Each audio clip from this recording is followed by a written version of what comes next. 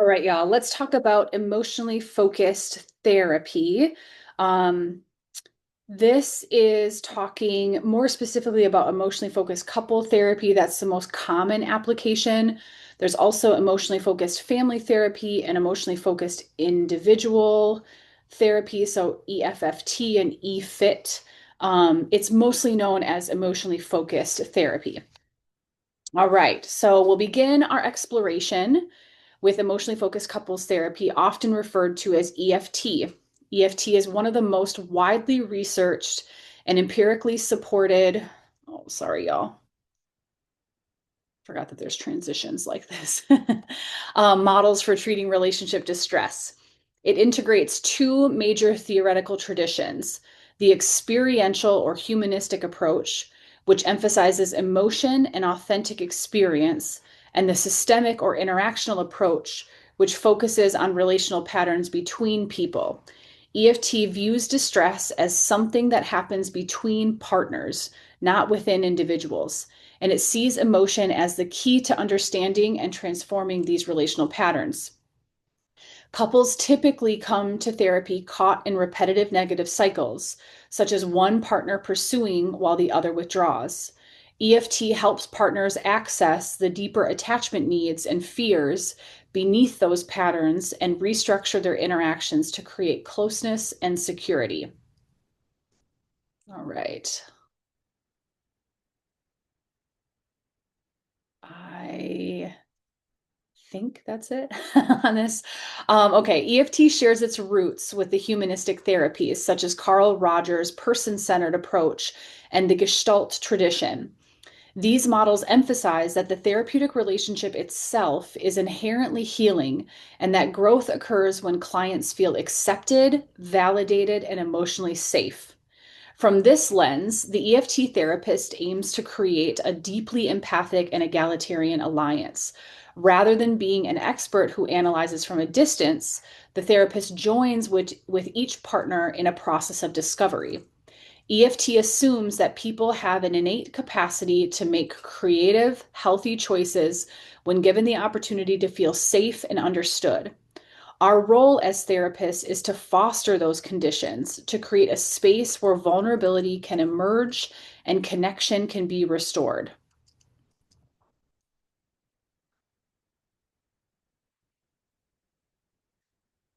Okay. Experiential therapy also teaches us that the way we internally construct our emotional experience influences how we engage with others. When we experience the world through the lens of fear, shame, or unworthiness, we tend to act in ways that confirm those fears. EFT helps clients interrupt that cycle by having new corrective emotional experiences in session. These corrective experiences don't come from talking about feelings abstractly, they come from feeling and expressing emotion safely in the moment. The therapist facilitates here and now emotional encounters where clients begin to experience themselves and their partners differently. This process is what fosters true transformation, not simply understanding, but feeling something new and sharing it within a safe relational context. Alongside its experiential foundation, EFT is grounded in systemic theory. Systemic thinking reminds us that people exist in patterns of interaction and that causality in relationships is circular rather than linear. That means we don't ask who started it. Instead, we ask how did both partners participate in the cycle? EFT therapists view the couple as an emotional system where each person's behavior makes sense in response to the other. One partner's withdrawal might be a reaction to the other's criticism, which in turn may stem from feelings of rejection. This perspective allows the therapist to move away from blame and toward understanding, seeing both partners as caught in a cycle that no one consciously chooses, but both reinforce.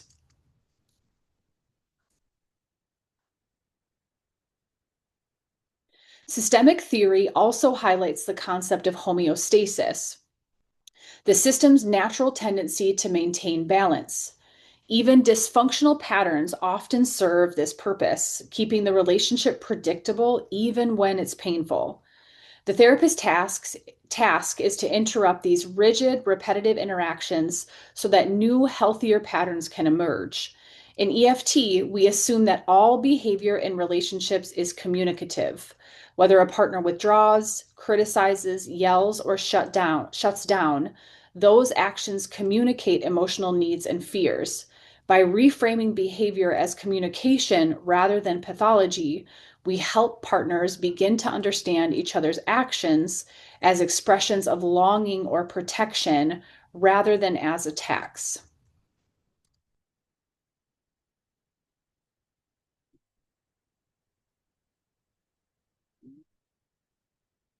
EFT represents a postmodern, integrative approach to couples therapy.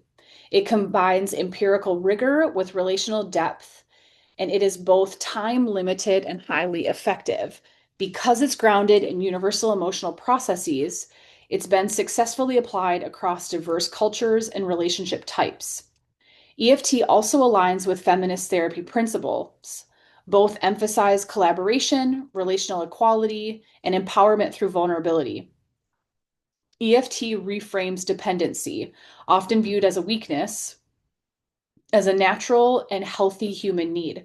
From this view, emotional accessibility and responsiveness between partners are markers of strength, not fragility. A couple's ability to run toward one another is seen as a profound sign of relational health. A healthy relationship from an EFT perspective is characterized by a secure attachment bond. This means both partners are emotionally accessible and responsive. They can reach for each other and expect to be met. When this bond feels secure, partners are better able to regulate their emotions, solve problems, and communicate clearly. A secure attachment provides a safe emotional environment. In this space, partners can take risks, express needs, and repair ruptures without fear of rejection. EFT therapists work to help couples move from patterns of disconnection and defensiveness toward these secure patterns of trust and responsiveness.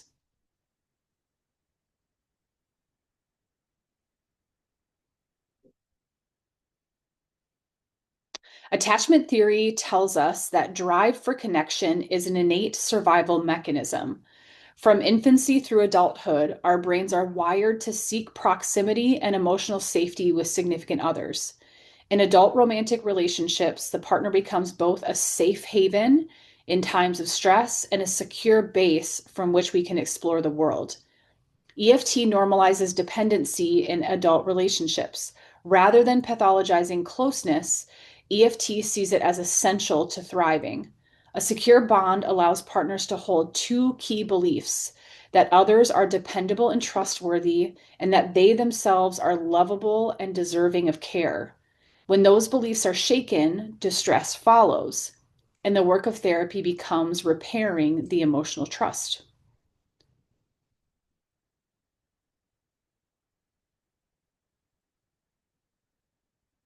EFT views relationship distress through the lens of attachment insecurity and separation distress. When partners lose a sense of emotional connection, it triggers powerful fear and panic, what we call attachment panic. This fear may show up as anger, control, withdrawal, or blame. Importantly, EFT reframes these behaviors as signs of dysfunction, as not as signs of dysfunction, but as protests against disconnection. When a partner lashes out or shuts down, it's often a desperate attempt to manage the pain of emotional isolation. The therapist's goal is to help partners access and express the vulnerable feelings, fear, sadness, longing, that lie beneath these protective strategies, creating new opportunities for empathy and responsiveness. At the heart of EFT is a strong collaborative therapeutic alliance. The therapist provides a secure base for the couple to explore their emotions and relational patterns. The therapist's stance is that of a compassionate guide, someone who helps partners make sense of their emotional world and interactions without taking sides or assigning blame. EFT rests on the idea that emotion is a primary organizer of experience and behavior. Our emotional responses shape how we perceive ourselves and our partners and how we act in relationships. When we work directly with emotion in therapy, helping partners identify, express, and respond to their attachment needs, we can transform negative cycles into new patterns of safety, closeness, and trust.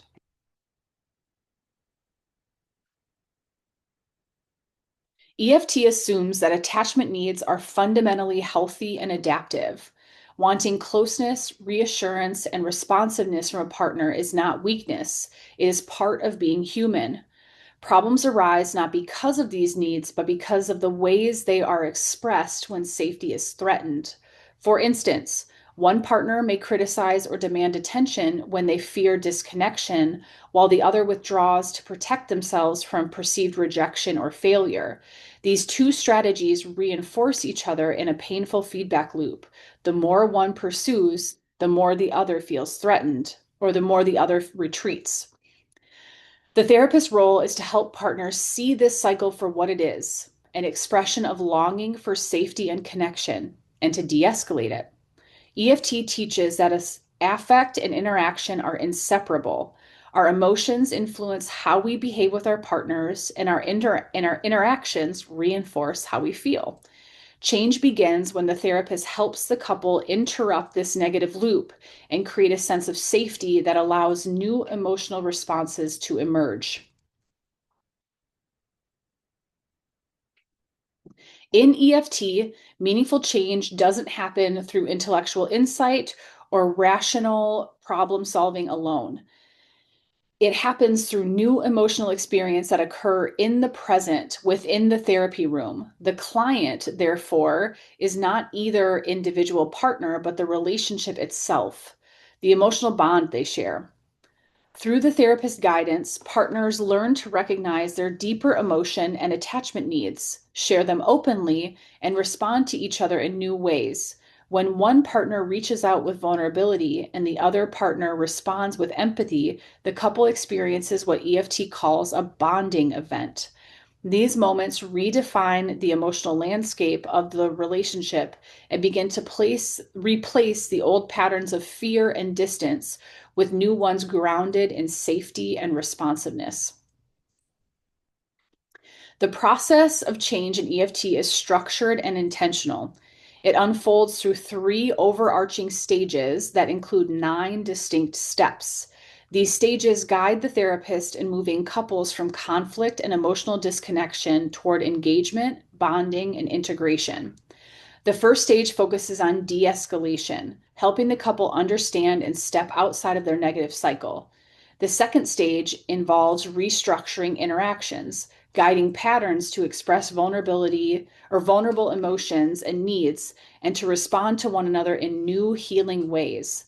The third stage focuses on consolidation and integration, where couples solidify their new patterns of connection and use them to address ongoing challenges. The first stage of EFT, called de escalation of negative cycles, begins with assessment and alliance building. Step one is creating a strong therapeutic alliance, establishing safety, trust, and openness so both partners can explore their emotions. Step two involves identifying the negative interactional cycle in which their issues are expressed.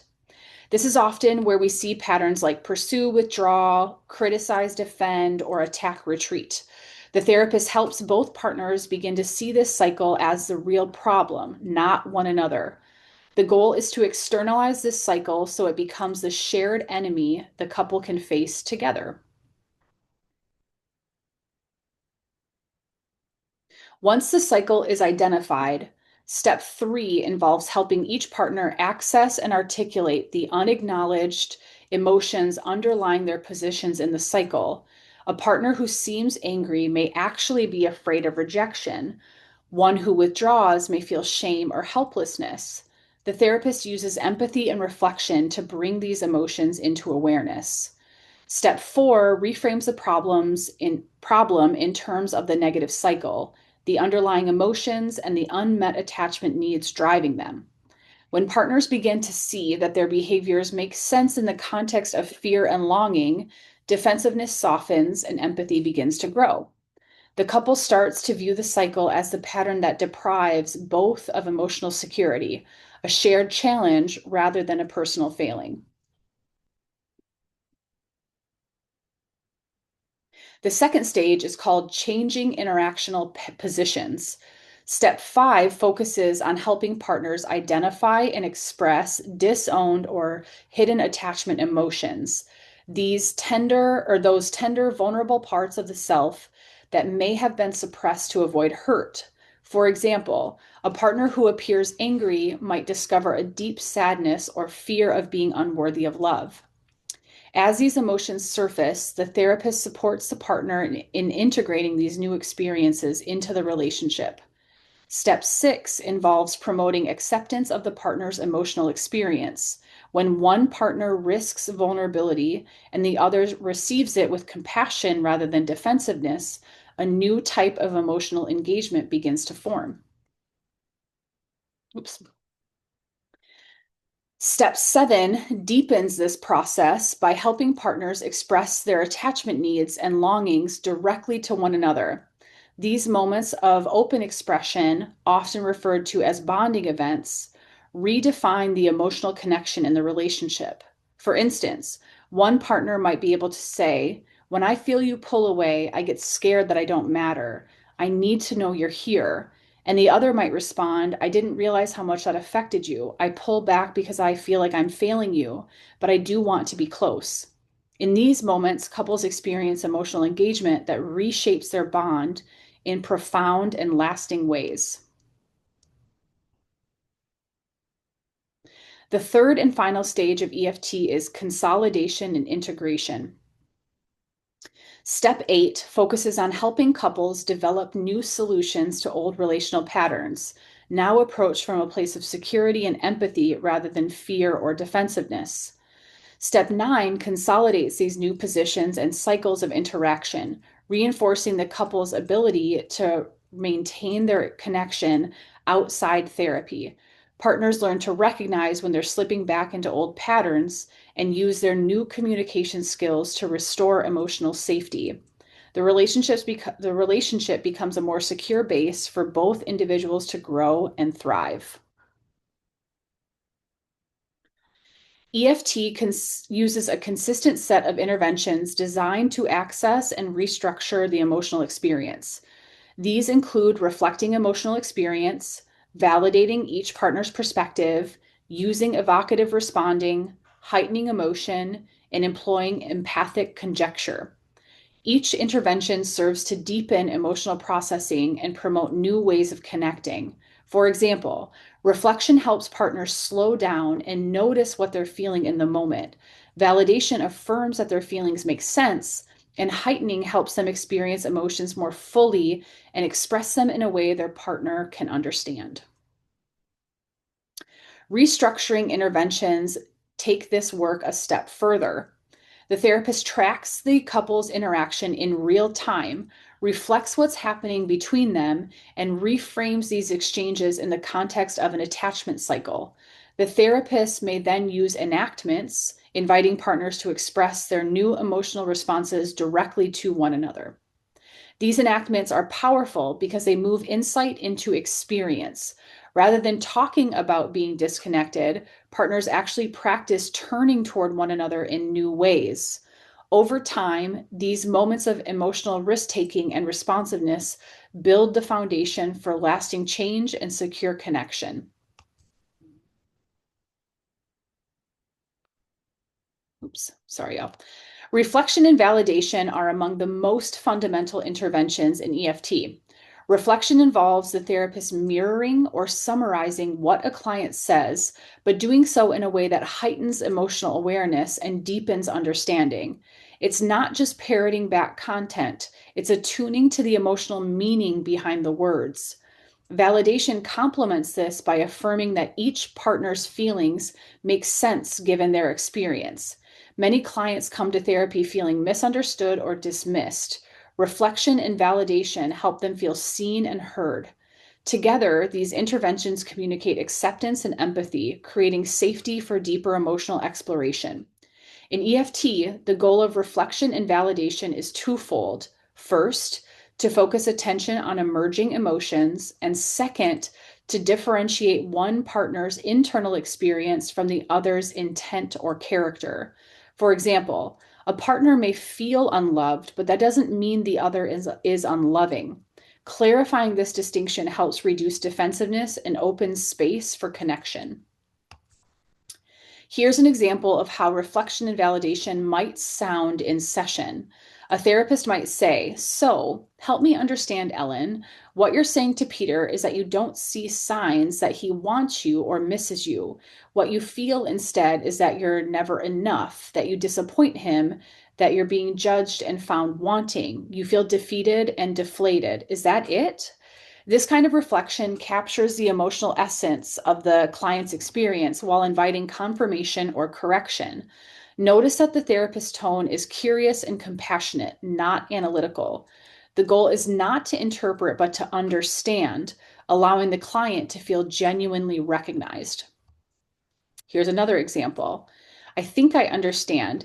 It's like when he said how depressed he was, you felt overwhelmed and scared, like this heavy weight was crushing you. So, after a while, it made sense that you pushed back or got angry. That was how you tried to breathe again. You weren't trying to hurt him, you were trying to survive. Is that it?" This kind of reflection validates both the feeling and the behavior that followed. It acknowledges the protective function of the reaction while gently gently connecting it to the underlying emotion. These reflections help partners begin to view themselves and each other with more compassion, which is a critical shift in EFT. The purpose of reflection and validation isn't only to soothe, it's also to help clients make meaning of their emotional experience. When partners hear their inner world articulated clearly by the therapist, it often evokes emotion they didn't realize was there. By consistently reflecting and validating, the therapist helps partners recognize that their emotional reactions are understandable and that their pain stems from disconnection, not defensiveness. This process lays the groundwork for vulnerability, allowing partners to begin taking emotional risks with each other. Evocative responding builds on reflection by helping clients move to the leading edge of their emotional awareness. It's about guiding them just far enough into their emotion that they can deepen their experience without becoming overwhelmed. The therapist listens for subtle cues, a tremor in the voice, a change in posture, a fleeting expression, and invites the client to stay with that feeling a little longer. For instance, the therapist might say, "Can you say that again, Mary? That part where you said, 'I'm not going to let you destroy me'?" By slowing down and revisiting that emotional edge, the therapist encourages the client to expand their awareness, uncovering layers of meaning behind the initial expression. Evocative responding here we go, is an invitation to explore. It might sound like, "When you say that, Sam, there's a catch in your voice, like it hurts you even to it into words, like you're afraid you might not be what Mary wants." Or, "You want to run and hide, but another part of you insists that you stand your ground. Is that right?" Notice how the therapist's tone is gentle but persistent, curious rather than confrontational. These responses help clients discover parts of themselves that may have been hidden or defended against. The aim is not catharsis, but expansion to broaden the client's emotional experience in a safe, connected way. Heightening is an intervention used to amplify and intensify emotional experiences. The goal is to help clients feel the full significance of what they're expressing and to bring key emotions into sharper focus for both partners. The therapist might heighten by repeating emotionally charged phrases, emphasizing key words or using metaphors that catch the depth of feeling. For example, so when you, okay, this is the example. um, okay, you'll see it again. So when he left the house in anger, it wasn't just that you were mad, it was that you felt completely alone. The scary part wasn't his anger, it was the emptiness that came afterward. Heightening helps clients take emotional risks, stay with vulnerability longer, and experience connection as transformation rather than threatening. When the therapist heightens emotion, they're also modeling attunement and acceptance. The therapist's voice, pacing, and presence communicate that strong emotion is not dangerous, it's welcome, and it can be held safely in session. By emphasizing key emotions, the therapist allows both partners to fully register what's happening between them. The partner hearing the emotion often feels moved or softens in response. These moments can help open new pathways for empathy and change the emotional tone of the relationship right there in the room. So, this is the example that I put in the last one. Sorry, y'all. Okay, empathic conjecture is a more advanced EFT intervention. It involves a therapist tentatively suggesting or formulating possible meanings behind a client's behavior or emotion, especially when the client struggles to articulate them. These conjectures are offered as empathic hypotheses, not interpretations. The therapist might say, "It's like you've gone far away to a place where no one can hurt you. Is that what helps you feel safe right now?" This approach invites the client to explore new insight without feeling pushed or corrected. Empathic conjecture helps clients deepen awareness of attachment fears, longings, and defenses, the hidden emotional logic that drives their reactions in the relationship. Empathic conjecture often brings new meaning to defensive or avoidant behavior. So for example, when a client says, "I don't know, I just feel quiet," the therapist might gently suggest, "It's like you've gone a long way away where no one can reach you because that feels safer than being hurt again. Is that right?" By naming the protective function of withdrawal or anger, the therapist helps clients once uh, understand that their reactions once made sense in the face of danger or shame. When these meanings are understood and validated, clients may begin to choose new paths of responding that foster closeness rather than distance.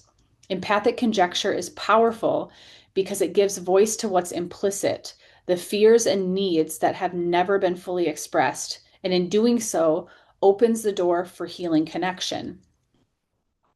This example demonstrates the depth of precision of empathic conjecture in EFT. Notice how the therapist is gently guiding the client to articulate emotional meaning that lies beneath the defensive or numb state. The client begins by saying, "I space right out." Many clients use this kind of dissociative language to describe how they cope with overwhelming emotion. Instead of analyzing or challenging the distancing, the therapist stays with it, asking, "What's it like being spaced out?" This simple, attuned question signals that the therapist is not afraid of the client's experience and invites the client to stay present with it. When the client says "empty, but it's better than," and trails off, the therapist senses a deeper emotional truth waiting just below the surface. With warmth and curiosity, the therapist gently fills in the gap. "Then being humiliated and shamed? Is that it?"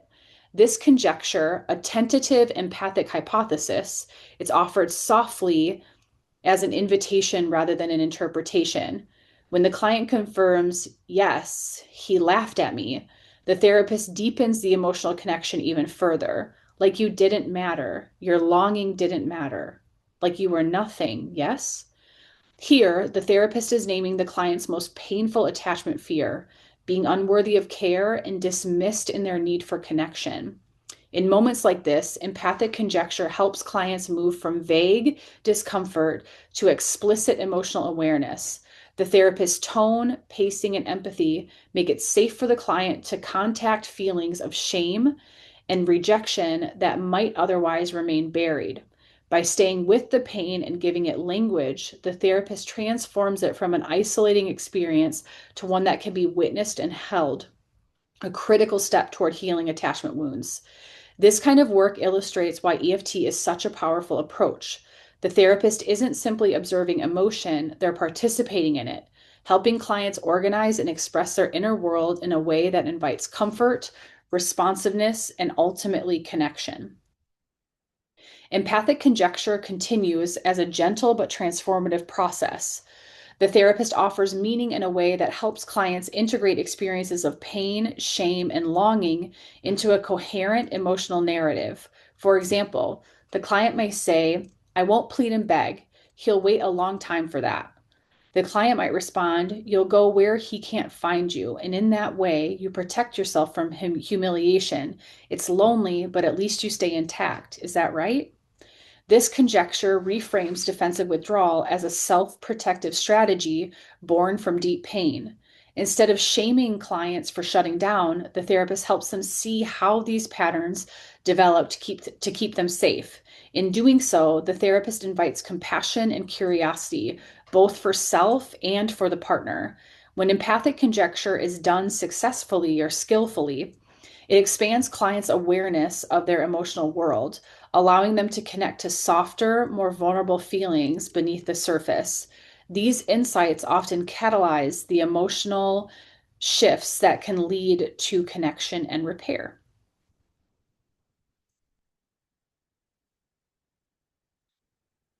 At its core, EFT's mechanism of change lies in emotional expansion, the process of helping clients access and transform their attachment related fears and needs in the context of a safe, attuned relationship.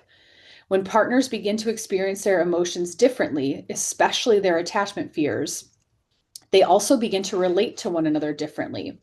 Instead of responding with anger, withdrawal, or control, they learn to reach for connection from a place of vulnerability. The therapist helps clients understand that emotions are not the problem. Emotions are information. They tell us what we need and guide us toward healing.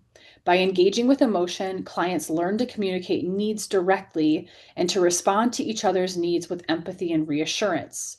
Through this process, defensive stance gives way to softer, more affiliative positions, and new emotional experiences begin to organize new interactional patterns.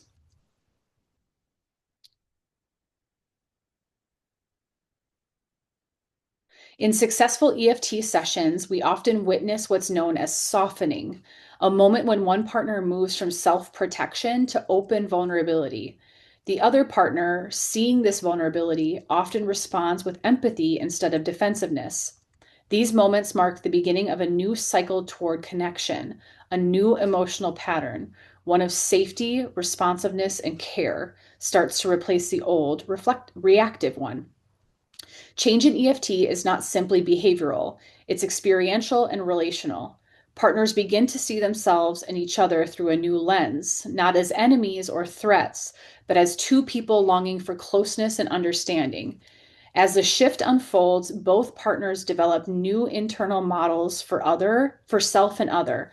"I am lovable and worthy of care, and you are dependable and responsive to me." This is the hallmark of secure attachment, the foundation EFT aims to build. Becoming an EFT therapist requires more than mastering a set of interventions. It involves cultivating a way of being in the therapy room. EFT therapists are deeply emotionally engaged, attuned, and present. They model the very qualities they hope to help partners embody: empathy, acceptance, and responsiveness. To work effectively within the EFT model, therapists must be comfortable with emotion, both their own and that of their clients. EFT sessions are often emotionally intense, and the therapist must hold that intensity with steadiness and compassion. In this model, the therapist does not stay detached or neutral. Instead, the therapist's engagement, their willingness to feel and respond emotionally, becomes a therapeutic tool. By maintaining an empathic stance, the therapist creates a secure base from which partners can take emotional risks, explore pain, and discover new ways of connecting. EFT also challenges some of our cultural myths about attachment and independence. Oops, sorry, y'all. So EFT also challenges some of our cultural myths about attachment and independence. Many people have learned that needing others is a sign of weakness, that mature adults should be self-sufficient and avoid neediness. EFT reframes this narrative. In reality, when attachment needs are denied or suppressed, they often become distorted. People may seek closeness in desperate and controlling ways, or they may shut down altogether to avoid disappointment. EFT helps clients and therapists recognize that the emotional dependence is not pathology, it's part of being human. When we can honor and express our attachment needs openly, they tend to soften rather than escalate. The therapist's role is to normalize this process, helping couples move from cycles of disconnection towards secure mutual dependence, where both can give and receive care freely. All right, so I do want to end with showing y'all EFT in action. So let me stop my share. There we go. And I will you'll be able to watch me for a second, find this clip of Sue Johnson doing therapy. So let me share this again.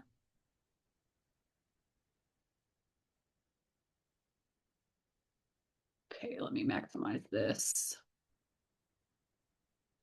And then, whoop, sorry, I thought this was at the beginning.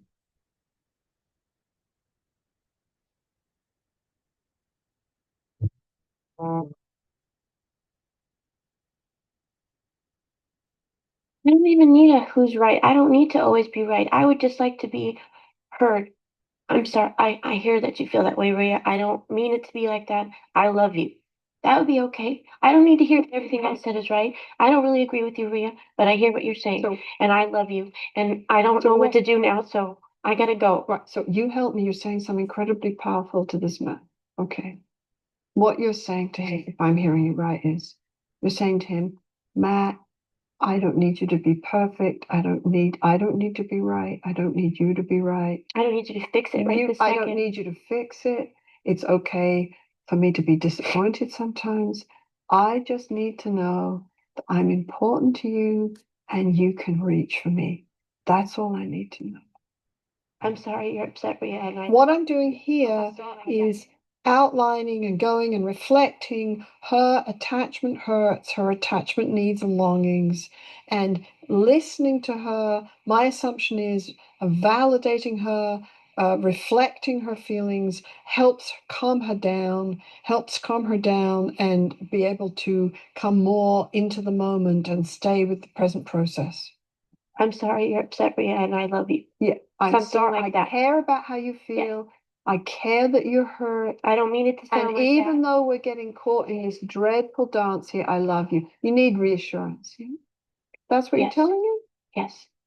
You're saying to him, I love in you, those even moments, though it sounds like I don't love you, and even though I don't know what to do for you, and I can't really be this person, and I don't have anything for you, I do love you, and I don't even want. though you might be telling me, Matt, that you don't know how to be with me right now and that you're overwhelmed right now, what I need is somehow to know that you're still struggling to be with me. I matter to you and that you love me in spite of all this. Because I don't really know that he loves me right now. Right. I need reassurance. That's what telling you. Yeah. I just don't know Yeah. that he Can loves you me really. can you can you tell him that right now, even in those dreadful moments? This is the first time that I create an enactment, which is a central part of EFT. What I've done is gone in and tried to distill her emotions, really focusing on the attachment meaning and get a more clear sense of her core emotions, her primary feelings underneath all this anger, and then ask her to give this emotional signal, this clearer emotional signal about these underlying feelings to her partner. Even in those dreadful moments, it would help me so much not to spiral down into despair, to know that even though we're caught in this dreadful clash of titans, that I still matter to you, that you love me. Can you tell them that? That's what I'm longing to know. That's what would fix it for me in that moment. Can you It tell would them help that, me Rhea? calm down.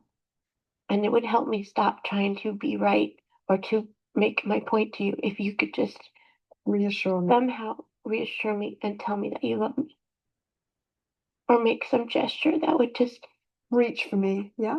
If you reach for me, anything would be nice to make me feel like you don't just have nothing for me.